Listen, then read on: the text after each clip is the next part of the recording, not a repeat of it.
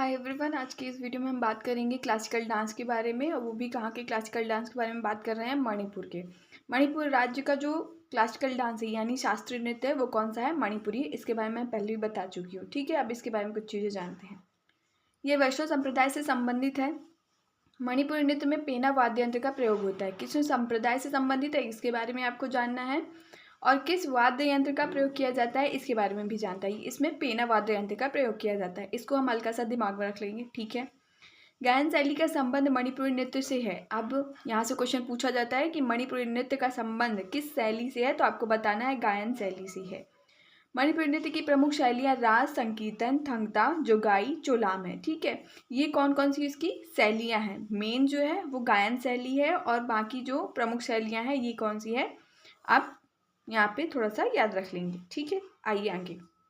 मणिपुरी नृत्य के कलाकार हैं, उनके कुछ बहुत सारे कलाकार हैं, उनके बारे में जानते हैं। साथ ही इनको जानने से पहले मैं बता दूं कि ये जो गुरु विपिन सिंह जी हैं ये बहुत ही महत्वपूर्ण हैं।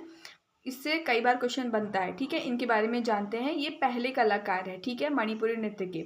1966 संगीत नाटक अकादमी पुरस्कार, सन 1966 में इन्हें संगीत नाटक अकादमी की तरफ से पुरस्कार मिला था। मणिपुरी के महाराज ने मणिपुरी नृत्य को पुनः जीवित करने के लिए इन्हें हंजाबा की उपाधि दी थी। ठीक है, अब कैसे याद रखेंगे इसको कि हंजाबा की उपाधि किसे दी गई थी, गुरु विपिन सिंह को। यहाँ से कई बार क्वेश्चन पूछा गया है। किसने उपाधि दी थी, तो महाराज ने दी थी। कहाँ के महाराज ने, मणिपुरी के महाराज, जो मणिपुर के महाराज हैं उनने दी थी। ठीक है, अच्छा, एक सबसे इंपॉर्टेंट क्वेश्चन जो यहाँ पे बनता है कि इसको जीवित करने का श्रेय किसे जाता है, मणिपुरी नृत्य को जीवित करने का श्रेय किसको जाता है, तो आपको बताना है गुरु विपिन सिंह जी को जाता है। ठीक है, याद रख लेंगे। हाँ, हम हल्का सा दिमाग में रख लेंगे। एक चीज़ और, यहाँ पे उसका सन जरूर याद रखेंगे, कई बार सन सीधे क्वेश्चन में पूछ लेता है। अभी इनसे जुड़े हुए कुछ और कलाकार के बारे में जानते हैं, आइए देखते हैं। मणिपुरी नृत्य से जुड़े हुए कुछ और कलाकार जो हैं उनके बारे में जानते हैं, जैसे कि झावेरी बहनें, दर्शना, नैना, सुवर्णा, रंजना, गुरु अमली सिंह, नल कुमार सिंह, एल्बिनो देवी, चारू माथुर, सविता मेहता, कलावती देवी, बिंबावती, काम्बलयामा, निर्मला मेहता, राजकुमार सिंह, जीत सिंह। आप इसको याद कैसे रखेंगे, क्योंकि नाम तो बहुत सारे दिए गए। चलो मैं बता देती हूँ। ठीक है, याद हो जाएगा आसानी से। झावेरी बहनें, अब बहनें आ रहा है मतलब सिस्टर्स होंगी कुछ। ठीक है, तो अब कितनी सिस्टर ये देख लो।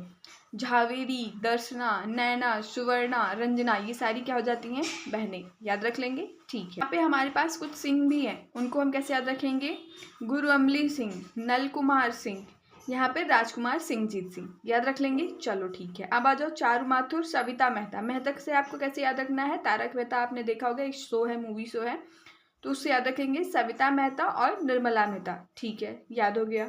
बिंबावती और थाम्बलयामा, ठीक है, ये आसानी से याद हो गया। ठीक, और यहाँ पे कलावती। तो आपको ये चीज़ें हल्का सा दिमाग में रखनी है, 2-3 बार पढ़ेंगे, याद हो जाएगा।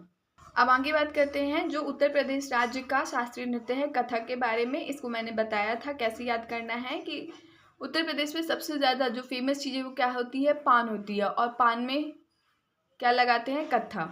तो उससे याद हो जाएगा, कथक से कथक हो जाएगा। ठीक है, अब इससे कैसे याद रखेंगे, राधा कृष्ण की कथाओं पर आधारित है। ठुमरी संगीत कथक नृत्य शैली से संबंधित है। कथक नृत्य के प्रतिपादक बिरजू महाराज है। प्राचीन काल में कथक को क्या कहा जाता था, कुशिला।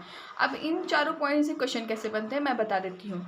यहाँ पे क्वेश्चन बनेगा कि किन कथाओं पर आधारित है। कथक शास्त्रीय नृत्य किन कथाओं पर आधारित है, राधा कृष्ण कथाओं पर आधारित है। ठुमरी संगीत नृत्य शैली से संबंधित है। कथक नृत्य के प्रतिपादक कौन है, बिरजू महाराज। ठीक है, यहाँ से पूछा जाता है, कई बार क्वेश्चन पूछा गया है कि कथक नृत्य के प्रतिपादक कौन है। ठीक है, तो आपको बताना है बिरजू महाराज। और प्राचीन काल में कथक को क्या कहा जाता था, कुशिलव कहा जाता था। ठीक है, अब कथक शास्त्रीय नृत्य से जुड़े कुछ कलाकार हैं, उनके बारे में जानो। कथक नृत्य के जो कलाकार हैं, बिरजू महाराज, लच्छू महाराज, सितारा देवी, सुखदेव महाराज, गोपी कृष्णन, शोभना नारायण, मालविका सरकार, चंद्रलेखा विद्याधीन महाराज, अच्छन महाराज, नारायण प्रसाद, मंजूश्री चटर्जी, कुमुदनी लाखिया, कालिका प्रसाद, विद्या गौरी आड़कर। अभी याद कैसे रखोगे इनको, ये बताओ। नहीं याद हो पा रहा, देखो, महाराज महाराज महाराज महाराज। ठीक है, हमारे पास 4-5 महाराज हैं, उनको याद रखना है महाराज करके। ठीक है, कौन कौन से, बिरजू महाराज, लच्छू महाराज, यहाँ पे आ जाते हैं चंद्रलेखा विद्याधीन महाराज, सुखदेव महाराज और अच्छन महाराज। हो गया यार, महाराज आ जाते हैं कहाँ पे, कथक में। ठीक है, अब आगे आओ, सितारा देवी, गोपी कृष्ण, सितारा देवी को 1-2 बार पढ़ोगे याद हो जाएगा। गोपी कृष्ण को कैसे याद रखोगे? गोपी कृष्ण अभी मैंने ऊपर बताया ना कि जो कथक है वो किन की कथाओं पर आधारित है? राधा कृष्ण की कथाओं पर आधारित है। तो इसको कैसे याद रखोगे गोपी कृष्ण को? कि श्री कृष्ण से ही तो जुड़े हुए हैं ये, तो याद रखोगे गोपी कृष्ण। ठीक है। शोभना नारायण, शोभना नारायण में कैसे याद रखेंगे? नारायण, नारायण भी किसके हैं? विष्णु के भगवान के अवतार हैं, उससे याद रखेंगे क्योंकि भगवान विष्णु श्री कृष्ण सभी एक समान है, तो उनसे याद रख लेंगे। ठीक है, शोभना नारायण होगा, यहाँ पे आ जाती हैं। ठीक है, अब आगे आओ, नारायण प्रसाद हो गए। ठीक है, ऐसे याद रख लेंगे। अब आगे आओ, कहाँ से याद रखना है हमको? महाराजा का हो गया, अच्छन महाराजा का हो गया। मंजूश्री चटर्जी को 1-2-3 बार पढ़ोगे याद हो जाएगा। कुमुदनी लाखिया, कलिका प्रसाद, विद्या गौरी अडकर। ठीक है, याद हो गया, दिमाग में थोड़ा सा रख लेंगे। अब बात करते हैं सत्रिय, जो असम राज्य का शास्त्रीय नृत्य है, उसके बारे में बात करते हैं। ठीक है, सत्रिय यह 500 साल पुराना नृत्य है जो असम के वैष्णो मठों से विकसित हुआ है। यहाँ से क्वेश्चन पूछा जाता है कि किन मठों से विकसित हुआ है ये, तो असम के वैष्णो मठों से विकसित हुआ है और ये सबसे नया शास्त्रीय नृत्य है।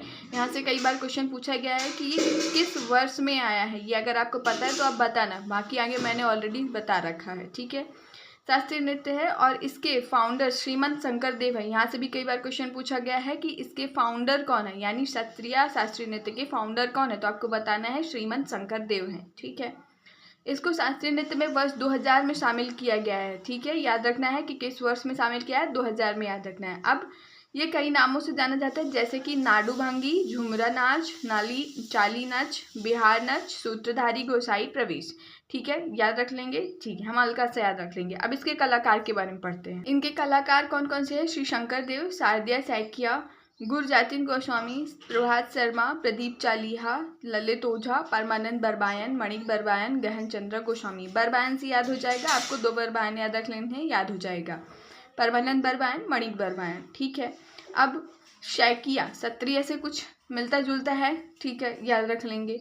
और श्री शंकर देव हो गए, गुरजातिन गोस्वामी, प्रभात शर्मा, प्रदीप चालिहा, ललित ओझा, गहन चंद्र गोस्वामी। गोस्वामी भी 2 हैं, बरबायन भी 2 हैं, यहाँ पे 2-2 चीज़ें हैं। ठीक है ना, तो इनको याद कर ले। सैकिया जो सत्रिय से मिलता हो जुलता थोड़ा सा समझ में आ रहा है तो उससे याद रख लेंगे। ठीक है, बाकी चीज़ों के 1-2 बार पढ़ेंगे, खुद ब खुद याद हो जाएगा। अब यहाँ पे कुछ शास्त्रीय भाषाएं भी हैं, उनके बारे में जानते हैं। भारत में 11 भाषाओं को शास्त्रीय भाषा का दर्जा दिया गया है।